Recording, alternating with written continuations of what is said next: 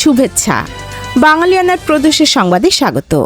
শুরুতেই শুনে নিচ্ছি সংবাদ শিরোনাম। দৌলতদিয়ায় ফেরির ধাক্কায় 40 যাত্রী সহ বাস পদ্মায়, উদ্ধার অভিযান চলছে। সরকার এবং জ্বালানি ব্যবসায়ীরা দাঁড়িয়ে দুই বিপরীত প্রান্তে। সরকারের দাবি সংকটে নেই, পাম্প মালিকদের দাবি সরবরাহ নেই।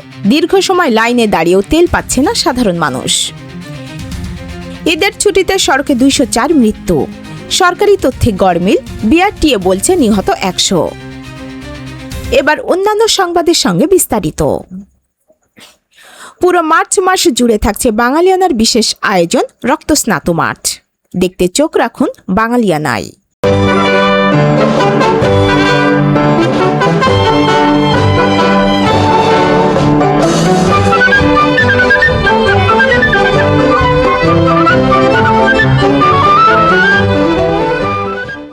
বাংলার ইতিহাসের সবচেয়ে রক্তাপ্লুত সময় মার্চ 1971।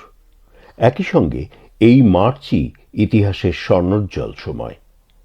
একদিকে মুক্তির আকাঙ্ক্ষায় বাংলার মানুষের গগন বিদারী উন্মাতাল স্লোগান, অন্যদিকে পাকিস্তানি হায়নার নৃশংস বর্বর গণহত্যার প্রস্তুতি। স্বাধীনতার নেশায় আসক্ত জাতিকে কি দাবিয়ে রাখা যায়? গণহত্যা, আগুন আর ধ্বংসের বধ্যভূমি থেকে বাংলার জনতা ফিনিক্স পাখির মতো উড়াল দিয়ে নীল আকাশে এঁকে দিল লাল সবুজ পতাকা।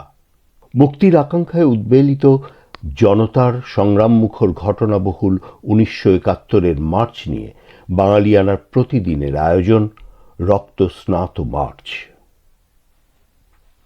স্বাধীনতার ক্ষণ গণনায় আজ 25শে মার্চ 1971 বৃহস্পতিবার।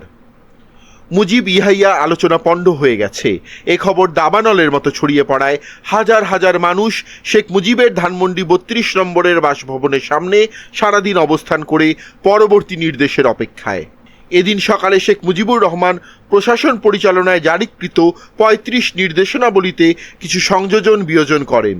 36 নম্বর বিধি সংযুক্ত করে পাট ও পাটজাত দ্রব্যের রপ্তানি বাণিজ্য উন্মুক্ত করেন। 5 নম্বর বিধির সংশোধন করে আমদানির ব্যবস্থা এবং 9 নম্বর বিধির সংশোধন করে ম্যানিলা ও লন্ডনের মাধ্যমে বৈদেশিক ডাক ও টেলিগ্রাফ যোগাযোগ স্থাপনে নির্দেশ জারি করেন। চট্টগ্রামে সোয়াত জাহাজ ঘটনা, সৈয়দপুর, রংপুর ও জয়দেবপুরে জনগণের উপর সেনাবাহিনীর হামলার প্রতিবাদে 27 মার্চ সারা বাংলাদেশে হরতালের ডাক দেয় আওয়ামী লীগ। সকালে major general Iftikhar Janjua, major general A O Mitha, major general Khudadad Khan, colonel Sadullah Khan প্রমুখ রঙ্গপুর সেনানিবাস সফর করেন এবং সেখানে brigade commandant brigadier Abdullah Khan মালিকের সাথে বৈঠক করেন। এছাড়াও সিলেট সহ বিভিন্ন সেনানিবাসে বিশেষ সামরিক তৎপরতা ও সভা অনুষ্ঠিত হয়। আওয়ামী লীগের পক্ষ থেকে প্রেসিডেন্টকে দেয়া সংবিধানের খসড়ার চূড়ান্ত প্রতিবেদন পেশ করা ও অনুমোদনের জন্য সময় নির্ধারণের কথা থাকলেও প্রেসিডেন্টের principal staff officer lieutenant general SGM Pirzada সেটি করেননি। সকালে রমনা প্রেসিডেন্ট হাউসে ইয়াহিয়া এবং ভুট্টো ও তার উপদেষ্টাদের মধ্যে বৈঠক অনুষ্ঠিত হয়। আলোচনা শেষে ভুট্টো সাংবাদিকদের বলেন, সমাধান ক্রমেই অসম্ভব হয়ে যাচ্ছে। প্রেসিডেন্ট জেনারেল ইয়াহিয়া খান কোনো রকম পূর্ব ঘোষণা ছাড়াই সন্ধ্যা 6:45 প্রেসিডেন্ট হাউস থেকে সরাসরি এয়ারপোর্টে চলে যান। রাত 7:45 তিনি গোপনে পাকিস্তানের উদ্দেশ্যে ঢাকা বিমানবন্দর ত্যাগ করেন। ইয়াহিয়ার ঢাকা ত্যাগের খবর সঙ্গে সঙ্গেই পৌঁছে যায় শেখ মুজিবের কাছে। রাত 9টার দিকে শেখ মুজিব তার বাসভবনে উপস্থিত দলীয় নেতাকর্মী, সমর্থক, ছাত্র নেতৃবৃন্দ ও সাংবাদিকদের উদ্দেশ্যে বলেন, আমরা সমস্যার শান্তিপূর্ণ সমাধানের জন্য সর্বাত্মক চেষ্টা চালিয়েছি, কিন্তু জেনারেল ইয়াহিয়া খান সামরিক ব্যবস্থা গ্রহণের মধ্য দিয়ে সমস্যার সমাধান করতে চাচ্ছেন। এ ব্যবস্থার মাধ্যমে প্রেসিডেন্ট অখণ্ড পাকিস্তানের সমাপ্তি টানতে চলেছেন। দাবানলের মতো ঘরে ঘরে খবর পৌঁছে যায় যে ইয়াহিয়া ঢাকা ছেড়ে পাকিস্তান পালিয়ে গেছে।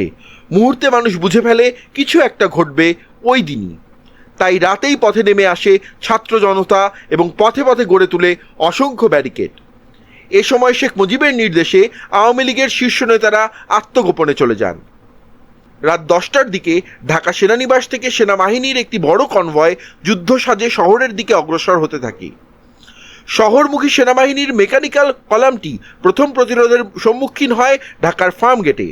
এখানে বড় বড় গাছের গুড়ি, অকেজো স্টিম রোলার এবং ভাঙা গাড়ির স্তূপ জমিয়ে রাখা হয়েছিল পথটি আটকানোর জন্য। সেই সঙ্গে মুক্তিকামী বেপরোয়া প্রতিরোধ উন্মুখ জনতার মাঝ থেকে জয় বাংলা স্লোগান ওঠে। গুলি করে প্রতিরোধ ভেঙে পাকিস্তানি সেনাবাহিনীর ট্যাঙ্কগুলো সামনে এগিয়ে যায়। রাত 10:30 নাগাদ রেসকোর্স ময়দানের উত্তর ও দক্ষিণ দিকে সেনাবাহিনীর অন্তত 70 থেকে 80টি সাঁজোয়া যান পূর্ণ প্রস্তুতি নিয়ে অপেক্ষা করতে দেখা যায়।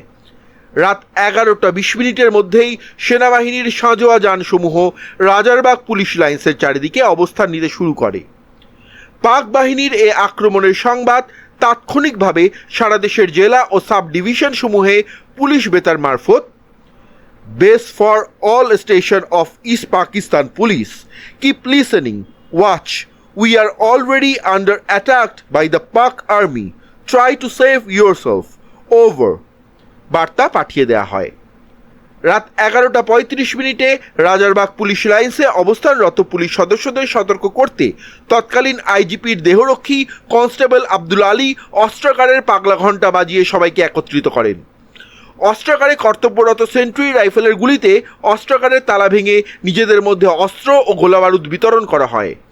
পুলিশ সদস্যরা পুলিশ লাইন্সের চারিদিকে ব্যারাক ও বিভিন্ন ভবনের ছাদে অবস্থান নেয়।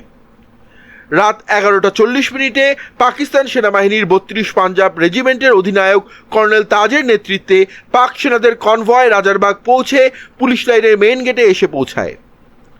রাত 11:45 রাজারবাগ পুলিশ লাইন্সের দক্ষিণ পূর্ব দিকে পুলিশ হাসপাতাল কোয়ার্টার সংলগ্ন এলাকা থেকে প্রথম গুলিবর্ষণ করা হয়। প্রায় সাথে সাথেই প্যারেড গ্রাউন্ডের উত্তর পূর্ব দিক থেকে অর্থাৎ শাহজাহানপুর ক্রসিংয়ের দিক থেকেও গুলিবর্ষণ করা হয়।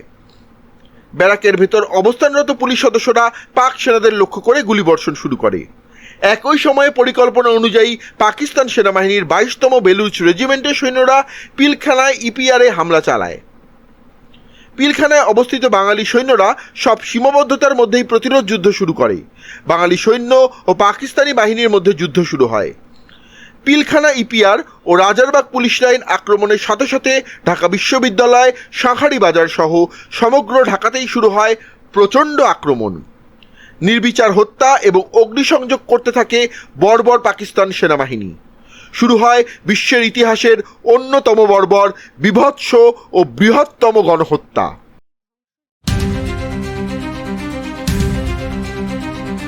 রাজবাড়ীর দৌলতদিয়ায় ঘাটে ফেরির অপেক্ষায় থাকা সৌহার্দ্য পরিবহন নামের একটি যাত্রীবাহী বাস ফেরির ধাক্কায় পদ্মা নদীতে পড়ে গেছে।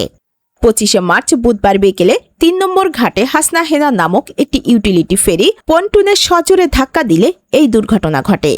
প্রত্যক্ষদর্শীদের মতে বাসটিতে নারী ও শিশুসহ অন্তত 40 জন যাত্রী ছিল। দুর্ঘটনার পর কয়েকজন যাত্রী সাঁতরে তীরে উঠলেও অনেকেই ভেতরে আটকা পড়ার আশঙ্কা করা হচ্ছে। বর্তমানে ফায়ার সার্ভিসের ডুবুরি দল এবং উদ্ধারকারী জাহাজ হামজা উদ্ধার কাজ চালাচ্ছে। বিআইডব্লিউটিসি ও নৌপুলিশ ঘটনাস্থলে থেকে পরিস্থিতি পর্যবেক্ষণ করছে। ঢাকা ও ফরিদপুর থেকে অতিরিক্ত উদ্ধারকারী ইউনিট তলব করা হয়েছে।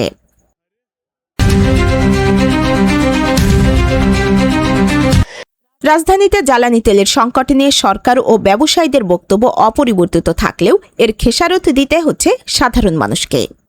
পেট্রোল পাম্পে দীর্ঘ লাইনে দাঁড়িয়ে ঘন্টার পর ঘন্টা অপেক্ষা করেও তেল না পেয়ে চরম ভোগান্তিতে পড়ছেন চালকরা। মালিকরা বলছেন চাহিদা অনুযায়ী তেল পাচ্ছেন না তারা।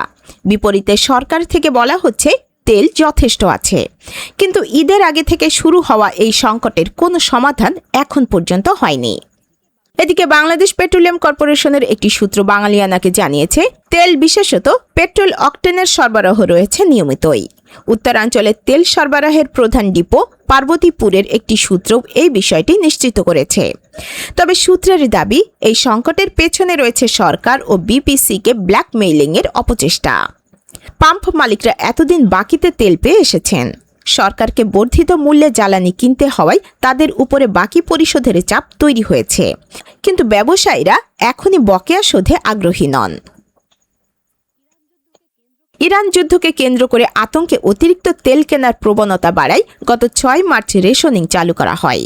পরে তা কমিয়ে 15% আনা হয়। আর গত 15 মার্চ রেশনিং ব্যবস্থা তুলে নেয় সরকার। তবে এরপরও পরিস্থিতি স্বাভাবিক হয়নি। রাজধানী সহ দেশের বিভিন্ন স্থানে এখনও দীর্ঘ লাইনে অপেক্ষা করতে হচ্ছে চালকদের। এ বিষয়ে বিদ্যুৎ, জ্বালানি ও খনিজ সম্পদ মন্ত্রী ইকবাল হাসান মাহমুদ টুকু 24শে মার্চ সচিবালয়ে বলেন, হঠাৎ চাহিদা বেড়ে যাওয়ায় এ চাপ তৈরি হয়েছে। প্রয়োজনের অতিরিক্ত তেল না নিলে সরবরাহ স্বাভাবিক থাকবে। তিনি দাবি করেন, দেশে পর্যাপ্ত মজুত রয়েছে। তবে সবচেয়ে বেশি বিপাকে পড়েছেন মোটরসাইকেল ভিত্তিক রাইড শেয়ার চালকরা। তাদের দিনের বড় একটি সময় তেল সংগ্রহে চলে যাচ্ছে। আগে কিছু নির্দিষ্ট পাম্পে নিয়মিত তেল পাওয়া গেলেও ঈদের পর সেই ধারাবাহিকতা ভেঙে গেছে। 1971 সালের 25শে মার্চ পাকিস্তান সেনাবাহিনী বাঙালি জাতির উপর চালায় এক নৃশংসতম গণহত্যা। এই পর্যায়ের নৃশংসতার সাক্ষী এই পৃথিবী খুব কমই হয়েছে। 2017 সাল থেকে 25শে মার্চ বাংলাদেশে পালিত হচ্ছে জাতীয় গণহত্যা স্মরণ দিবস হিসেবে।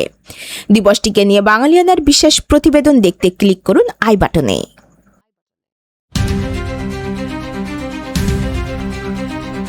ঈদ উল ফিতরের ছুটিকে কেন্দ্র করে সড়ক দুর্ঘটনায় প্রাণহানির চিত্র উদ্বেগজনক আকার ধারণ করেছে। সরকারি হিসাব ও বেসরকারি সংস্থার পরিসংখ্যানের মধ্যে বড় ধরনের পার্থক্য দেখা গেছে, যা তথ্যের নির্ভরযোগ্যতা নিয়ে প্রশ্ন তুলেছে। সরকারি সংস্থা বাংলাদেশ সড়ক পরিবহন কর্তৃপক্ষ বিআরটিএ জানিয়েছে, 17 থেকে 23 মার্চ সারা দেশে 92টি সড়ক দুর্ঘটনায় 100 জন নিহত এবং 217 জন আহত হয়েছেন।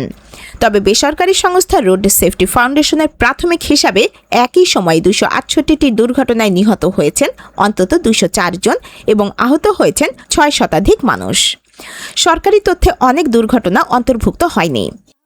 উদাহরণ হিসেবে কুমিল্লার পদুয়ার বাজার রেল ক্রসিংয়ে সংঘটিত একটি ভয়াবহ বাস দুর্ঘটনায় 12 জন নিহত হওয়ার ঘটনাও সরকারি হিসেবে নেই। রাজধানীর জাতীয় অর্থোপেডিক হাসপাতাল ও পুনর্বাসন প্রতিষ্ঠানে ঈদের আগের রাত থেকে পরদিন বিকেল পর্যন্তই 151 জন আহত রোগী চিকিৎসা নিতে আসেন। অন্যান্য হাসপাতালেও ছিল একই চিত্র। অধিকাংশ আহত হয়েছেন মোটরসাইকেল, ব্যাটারি চালিত রিকশা ও ইজি বাইক দুর্ঘটনায়।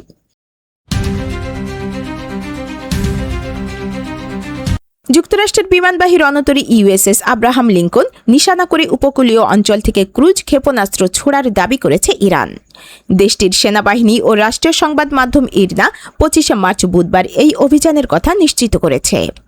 নৌবাহিনীর কমান্ডার রিয়ার অ্যাডমিরাল শাহরাম ইরানি জানান, মার্কিন এই রণতরীটি সার্বক্ষণিক পর্যবেক্ষণে রাখা হয়েছে এবং এটি নাগালের মধ্যে আসা মাত্রই লক্ষ্যবস্তু করা হচ্ছে। অন্যদিকে প্রেসিডেন্ট ডোনাল্ড ট্রাম্প দাবি করেছেন যে ইরান রণতরীটি লক্ষ্য করে শতাধিক ক্ষেপণাস্ত্র ছুড়লেও তার প্রতিটি সফলভাবে ভূপাতিত করা হয়েছে। দুই পক্ষের এই পাল্টাপাল্টি দাবিতে মধ্যপ্রাচ্যের জলসীমায় চরম উত্তেজনা বিরাজ করছে।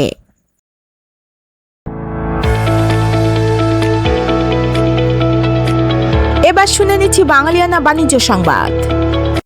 দেশের জ্বালানি চাহিদা মেটাতে খোলা বাজার বা স্পট মার্কেট থেকে 2 কার্গো তরলীকৃত প্রাকৃতিক গ্যাস আমদানির প্রস্তাব অনুমোদন করেছে সরকার। 25শে মার্চ বুধবার অর্থ ও পরিকল্পনা মন্ত্রী আমির খসরু মাহমুদ চৌধুরীর সভাপতিত্বে অনুষ্ঠিত এক বৈঠকে এই সিদ্ধান্ত নেওয়া হয়। Total energies gas and power limited এই এলএনজি সরবরাহ করবে, যার মোট ব্যয় ধরা হয়েছে 1666 কোটি 79 লাখ টাকা। প্রতি MMBTU এলএনজির দাম পড়েছে $19.77, যা আগের তুলনায় কিছুটা কম। চলতি এপ্রিল মাসের শেষ নাগাদ এই 2 কার্গো এলএনজি দেশে পৌঁছাবে। এছাড়া নিম্ন আয়ের মানুষের জন্য টিসিবির মাধ্যমে 163 কোটি 48 লাখ টাকায় 1 কোটি লিটার পাম অয়েল কেনার প্রস্তাবও অনুমোদিত হয়েছে।